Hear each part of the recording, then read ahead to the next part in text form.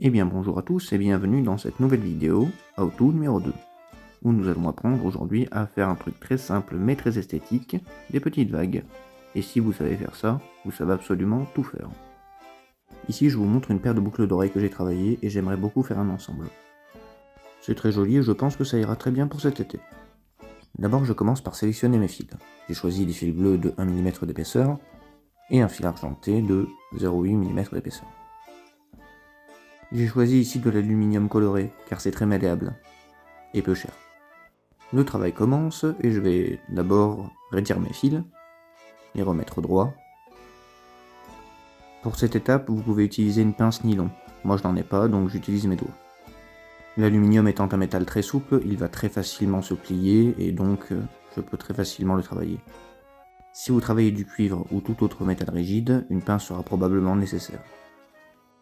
Une fois mes fils raidis, je vais mettre les extrémités à la même hauteur pour avoir la même longueur de fil lors de la coupe.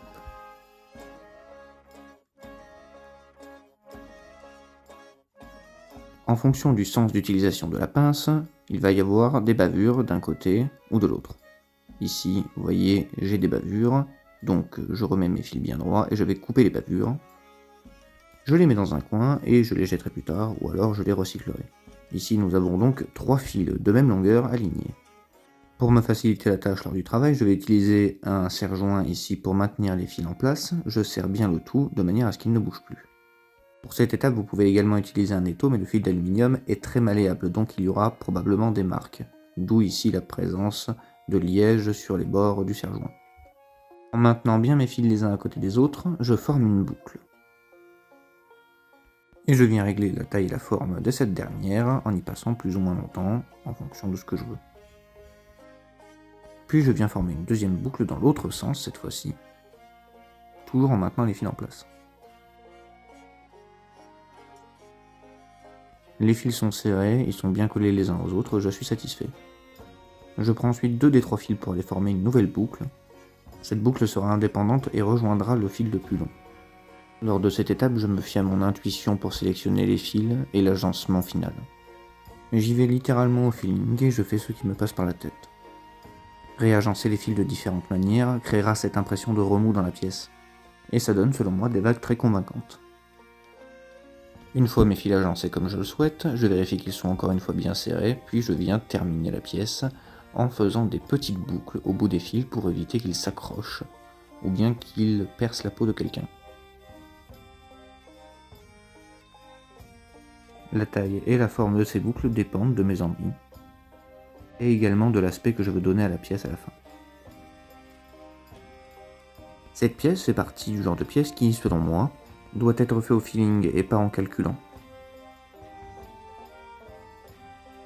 J'aime l'idée que les boucles finales de mes fils soient séparées les unes des autres pour créer cette impression de chaos dans les vagues. Je remets bien les fils tous ensemble, et une fois satisfait, je vais pouvoir travailler l'autre côté. Je mets la pièce dans le serre-joint en laissant juste un peu dépasser la boucle de la fin, boucle qui est en l'occurrence la première que nous avons faite. Après quoi je reprends les mêmes étapes que pour l'autre côté.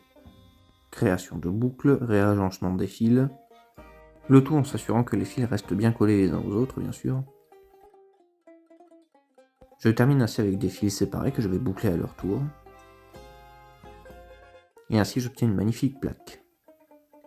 N'ayant pas de mandrin, j'utilise tout accessoire qui me semble convenir. Ici j'utilise l'extérieur d'une douille de 13 mm. Le travail à la main étant imprécis et les fils se rigidifiant avec l'épaisseur, j'utilise un petit peu mon marteau pour venir tapoter gentiment sur le fil afin de tout remettre en place et avoir ce résultat fini. Les fils sont tous bien ensemble et je suis satisfait du résultat et j'espère que vous aussi. Un petit essai quand même pour vérifier que tout se passe bien et qu'elle est agréable à porter, et c'est le cas. Et voilà notre collection terminée, ou presque. En tout cas, n'hésitez pas à me dire ce que vous en pensez en commentaire, et allez voir aussi mes autres réseaux, ça me ferait extrêmement plaisir. Vous pouvez également me passer commande. Sur ce, je vous dis à la prochaine, bisous à tous.